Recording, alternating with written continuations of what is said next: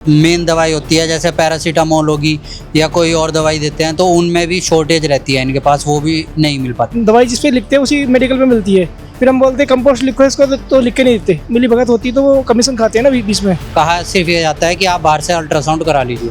तो वो लोग एक कोई भी ऐसा एक फार्मूला लिख देते हैं कि जो उनका मेडिकल स्टोर होता है वो उसी से जो है दवाई मिलती है। वो एक 100 रुपये की दवाई के 300 रुपये मांगता। बोलते कि 2 बजे तक है, लेकिन यहाँ 1 बजे प्रॉपर डॉक्टर उठ जाता है। जो डॉक्टर स्पेसिफिक एक ही चीज़ के लिए है वो यहाँ अवेलेबल नहीं होता। मतलब जो स्पेशलिस्ट डॉक्टर है वो जो केवल एक है वो नहीं होता, वो उस टाइम में प्रॉपर अवेलेबल नहीं हो पाता। एक पेशेंट को कम से कम 1 से 1.5 घंटा लगता है डॉक्टर से मिलने में, पर्चा बनाने के बाद। पर्चा बनाने के बाद। अगर पर्चा बन भी गया उसके बाद कभी कभार ऐसा होता है जहाँ पहुँचते हैं तो वहाँ डॉक्टर ही नहीं है, पता चलता है कि 1-1.5 घंटे बाद कि वो डॉक्टर छुट्टी पे है। उस चीज़ का पर्चा कैसे बना लिया फिर? बस ये तो यही बता सकते हैं। पर्चे में टाइमिंग है, टाइमिंग से पहले ये लोग खिड़की बंद कर देते हैं, देना नहीं चाहते, लापरवाही कर रहे हैं बहुत ज़्यादा। सरकार की तरफ से हर सुविधा मिल रही है, लेकिन यहाँ उस सुविधा का सही प्रयोग नहीं हो रहा है। हाँ, तो भाई आपका क्या नाम है? मेरा नाम अभय प्रताप सिंह है। हाँ, आप यहाँ किस कारण से आए हैं? मेरी वाइफ प्रेग्नेंट है 2 मंथ की, उसे दिखाने के लिए मैं आया हूँ। तो आपको इस हॉस्पिटल की सुविधाओं से आप खुश हैं? सुविधाएं तो ज़्यादातर ठीक हैं, पर यहाँ बहुत सारी चीज़ नहीं है, जैसे कि यहाँ अल्ट्रासाउंड की सुविधा नहीं है। और जैसे मेरी वाइफ 2 महीने की प्रेग्नेंट है तो कुछ कॉम्प्लिकेशंस आई थी, उसकी वजह से क्या हुआ कि सुबह 8 बजे मुझको यहाँ आना पड़ा। डॉक्टर्स ने कहा कि इनका अल्ट्रासाउंड होगा। मैं अल्ट्रासाउंड भी कराने अल्ट्रासाउंड यहाँ होता नहीं, कहीं भी मैं रुड़की में गया तो एमरजेंसी भी कोई अल्ट्रासाउंड नहीं करता है। तो मुझे 10 बजे करीब 10 बजे कहीं भी देखा गया तो 10 या 11 बजे का मुझे टाइमिंग दिया गया। उसके बाद 11 बजे भी मैं कौशिक पैथोलॉजी पे गया, वहाँ मैंने रिपोर्ट कराई। उस रिपोर्ट को मिलने में ही मुझे कम से कम आधा से पौन घंटा, करीबन 1 घंटा मुझे रिपोर्ट लेने में लगा टेस्ट होने के बावजूद। और जिस वजह से अभी मुझे देरी हो रही है और अभी कॉम्प्लिकेशंस हैं। अब मुझे ये नहीं पता कि कॉम्प्लिकेशंस कितने हैं कितने नहीं हैं। डॉक्टर बता नहीं रही बात?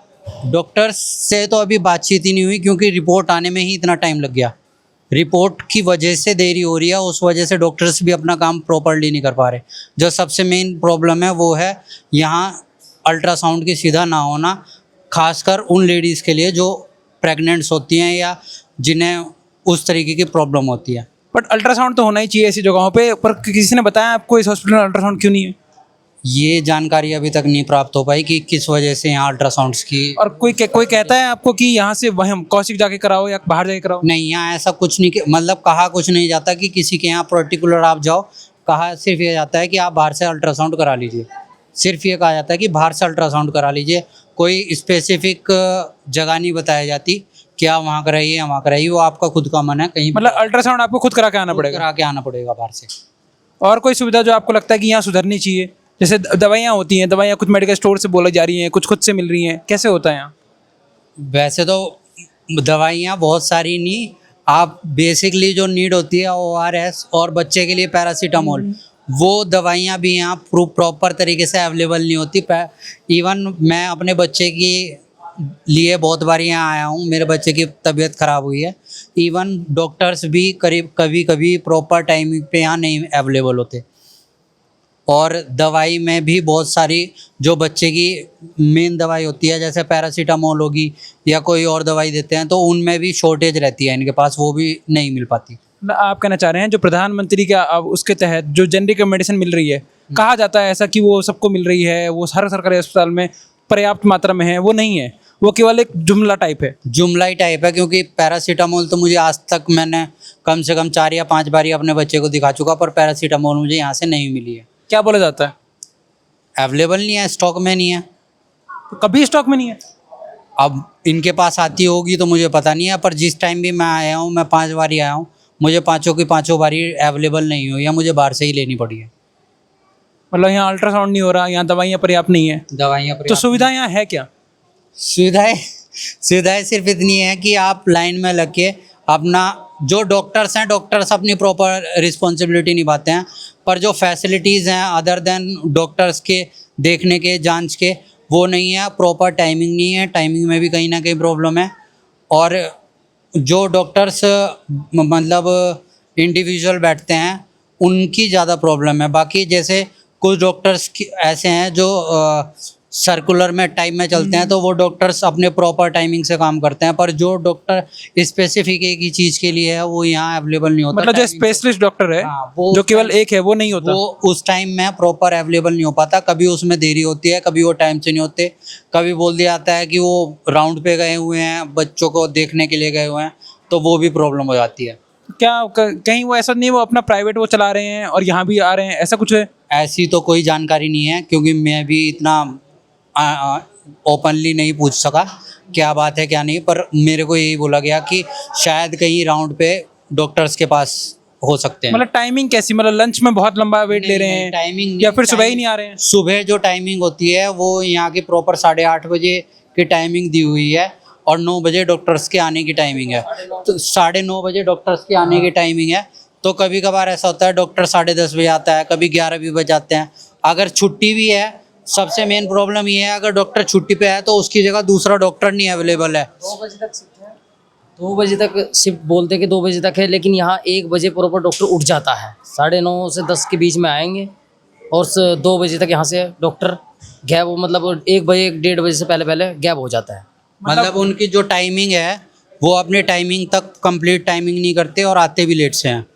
मतलब एक तो आते लेट हैं, ऊपर से जल्दी उठ जाते हैं, मतलब बहुत कम टाइम के लिए बैठ रहे हैं। हाँ, सरकार को थोड़ा इस चीज़ पे ध्यान देना पड़ेगा कि यहाँ एक टीम भेजे, इस चीज़ की किसी को जानकारी ना हो, और दूध का दूध पानी का पानी अपनी आंखों से देख ले कि क्या स्थिति है।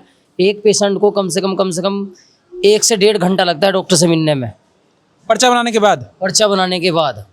पर्चा बनाने में कितनी देर लगती है? पर्चा बनाने में तो कोई यहाँ टाइम टेबल ही नहीं है, यहाँ कोई टाइम टेबल ही नहीं है उस चीज़ का। तो पर्चा बनाने का ऐसा है कि अभी कोई सुविधा इनकी आई है ऑनलाइन में, उस ऑनलाइन से अगर बड़े मोबाइल हैं तो उसको टोकन लेना पड़ेगा, उसके बेस पे ये पर्चा बनाते हैं। अगर किसी के पास नहीं मोबाइल है तो उसको पर्चे के लिए लाइन में लगना पड़ता है, और उसमें भी जब टाइम लगता है, अगर पर्चा बन भी गया उसके बाद कभी कभार ऐसा होता है जहाँ पहुँचते हैं तो वहाँ डॉक्टर ही नहीं है, पता चलता है कि 1-1.5 घंटे बाद कि वो डॉक्टर छुट्टी पे है। उस चीज़ का पर्चा कैसे बना लिया फिर? बस ये तो यही बता सकते हैं, ये हम नहीं बता सकते, क्योंकि मैं अपने बच्चे को भी दिखाने आया हूँ, तो मैंने जब पर्चा बनवा लिया तो जो स्पेशलिस्ट डॉक्टर हैं, चाइल्ड स्पेशलिस्ट डॉक्टर हैं, तो वो उस दिन छुट्टी पे थे, पर इन्होंने मेरा पर्चा बना दिया। फिर मुझे एक जनरल वार्ड में कहीं डॉक्टर को दिखाना पड़ा, दूसरी जगह, यही मतलब सरकारी में ही, पर मुझे दूसरी जगह दिखाना पड़ा, चाइल्ड स्पेशलिस्ट नहीं था उस दिन, कहीं और दिखाना पड़ा। सरकार की तरफ से हर सुविधा मिल रही है, लेकिन यहाँ उस सुविधा का सही प्रयोग नहीं हो रहा है।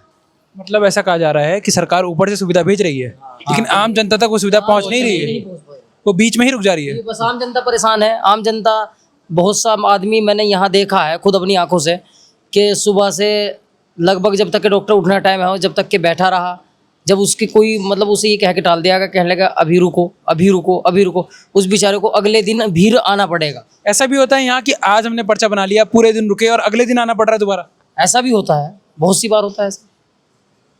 और मतलब इसका मतलब एक डॉक्टर है, बहुत बर्डन है यहाँ पे। नहीं, डॉक्टर में थोड़ी सी बस वो है उनकी कि एक तो टाइम से वो बैठे तो हो जाएगा। है, ये चीज़ कह सकते हैं कि बर्डन है। एक जगह पर सिर्फ जैसे चाइल्ड स्पेशलिस्ट है और गायनी में 3 स्पेशलिस्ट डॉक्टर बैठते हैं, तो अगर एक नहीं है दूसरे पे दिखा सकते हैं, दूसरा नहीं है तीसरे पे दिखा, पर चाइल्ड स्पेशलिस्ट में एक ही है। और जैसे जनरल वार्ड है, जनरल वार्ड में भी सिर्फ एक डॉक्टर रहेगा। अगर आपको दिखाना है तो अगर वो डॉक्टर नहीं है तो आप नहीं दिखा सकते। डॉक्टर की कहीं ना कहीं क्वांटिटी में कमी है जो कंप्लीट होनी चाहिए कहीं ना कहीं। मतलब यहाँ डॉक्टर की शॉर्टेज है? डॉक्टर की शॉर्टेज है, और कभी कभार ऐसा भी होता है जैसे जो डॉक्टर जहाँ होना चाहिए अगर वो नहीं है तो उसकी जगह दूसरा डॉक्टर अवेलेबल ही नहीं है। तो फिर इस हॉस्पिटल में बचा क्या? यहाँ डॉक्टर की शॉर्टेज है, यहाँ अल्ट्रासाउंड की शॉर्टेज है, यहाँ पे मेडिसिन की शॉर्टेज है, तो फिर यहाँ चाहिए ये बचा क्या है फिर इस हॉस्पिटल में? और जाए कहाँ, मजबूरी है।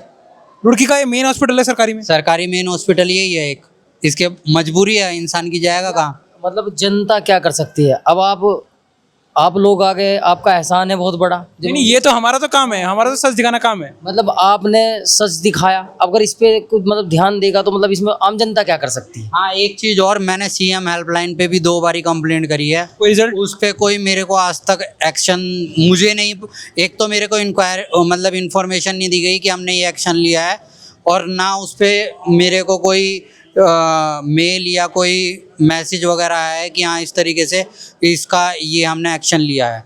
मैं 2 बारी CM हेल्पलाइन नंबर पे भी कंप्लेंट करी है, क्योंकि और सबसे मेन चीज़ बच्चे के लिए सबसे पहले ट्रीटमेंट होना चाहिए। उसी वजह से मैंने हेल्पलाइन पे CM हेल्पलाइन पे कॉल करी थी, उन्हें मुहैया भी कराई गया था। इवन मैंने फ़ोटो भी खींच के भेजा था कि 11 बज रहे हैं, 11 बजे की टाइमिंग है, डॉक्टर्स अभी तक अवेलेबल नहीं है। बच्चे को करीबन 103 या 104 बुखार था उस टाइम मेरे को तब मजबूरी में ले जाके कई बार दिखाना पड़ा, मैं यहाँ नहीं दिखा पाया। तो सरकार फिर क्या सुविधा दे रही है इसमें? आयुष्मान कार्ड एक जुमला बोला जाता है लोगों के द्वारा, जो आयुष्मान कार्ड सिर्फ और सिर्फ जब अवेलेबल होता है या उसकी सुविधा सिर्फ हम जब यूज़ कर सकते हैं जब यहाँ कोई पेशेंट एडमिट होएगा। एडमिट होने से पहले कोई सुविधा नहीं मिलेगी उस चीज़ की। आप इवन आप अगर उम्मीद उससे आयुष्मान कार्ड से आप अगर पर्चा भी बनवाने जाएंगे तो बोल देंगे कि अगर आप एडमिट हो रहे हो तो ही इस एडमिट कार्ड का कुछ यूसेज है, वरना नहीं है। मतलब वो भी कोई फायदे का रिजल्ट तो नहीं दे रहा है, और भी ऐसी कोई सुविधा नहीं है। तो बहुत ही मुश्किल में है। फिर आम इंसान करेगा क्या अगर उसे किसी हॉस्पिटल में दिखाना है? प्राइवेट ही हॉस्पिटल बचते हैं फिर तो ऑप्शन में, प्राइवेट में ही जाना पड़ता है, उसके लिए बड़ी मुसीबत है। और सॉरी, मैं डॉक्टर को दिखाना है इसलिए। हाँ नहीं कोई नहीं, वो तो पहले। थैंक यू बात करने के लिए। इस पे लगभग कोई 50 से 60-70 गांव जुड़े हुए हैं, देहात एरिया। अब देहात का आदमी बेचारा अगर यहाँ आएगा तो एक आस लेके आएगा कि भाई हमारे धामी सरकार है, उससे हमें मदद मिलेगी। अब यहाँ अगर धामी जी थोड़ा सा ध्यान दे इस हॉस्पिटल पे ना, यहाँ का विधानसभा का वो कौन है? यहाँ का विधानसभा के हमारे प्रदीप बत्रा जी है, विधायक जी। अब विधायक जी में कभी मतलब सिविल हॉस्पिटल में आके देखे तो उन्हें पता लगे कि क्या चीज़ है।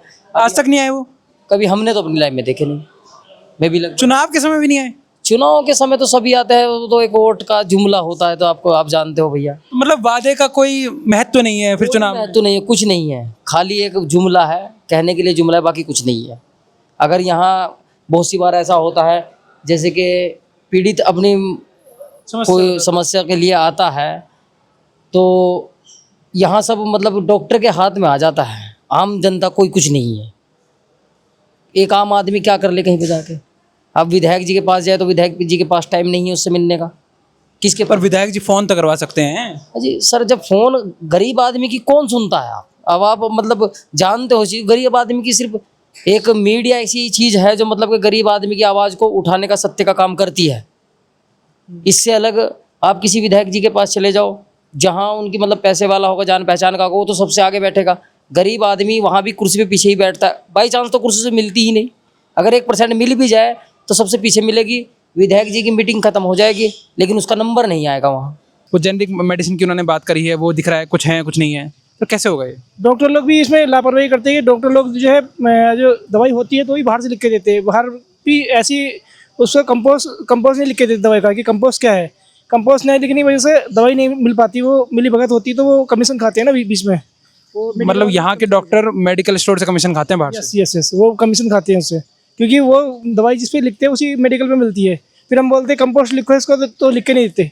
तो इसलिए मिली भगत है कि प्राइवेट अस्पतालों से वो सरकारी अस्पताल वाले डॉक्टर जो हैं वो जो उनका मेडिकल होता है जान पहचान वाला, खाली उसको ही देते सपोज। मतलब क्या बोलते हैं जब आप लिखते हो कंपोज लिखो तो क्या बोलते हैं? बोलते सब कुछ लिखा हुआ है इस पर।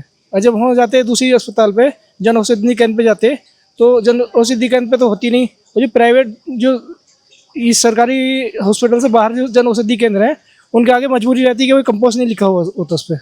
तो वो लोग कोई भी ऐसा एक फार्मूला लिख देते कि जो उनका मेडिकल स्टोर होता है वो उसी से जो है दवाई मिलती है। वो 100 रुपये की दवाई के 300 रुपये मांगता। तो वो तो जेनरिक नहीं है तो वो तो मांगेगा ही, क्योंकि उसका कट बनता है वहाँ। लेकिन क्या ये फिर ये सब अगर सबको पता है ये बातें, तो ये बंद क्यों नहीं हो रहा है? जैसे सरकार बोल रही है कि हमारे उसमें करप्शन नहीं हो रहा है, हमने स्वास्थ्य पे ध्यान दिया है, हमने आयुष्मान कार्ड दिए हैं, हमने जो प्रधानमंत्री जेनरिक औषधि केंद्र खोल दिए, तो मतलब केवल खोल दिए हैं, क्या आम जनता को उसका लाभ नहीं हो रहा है?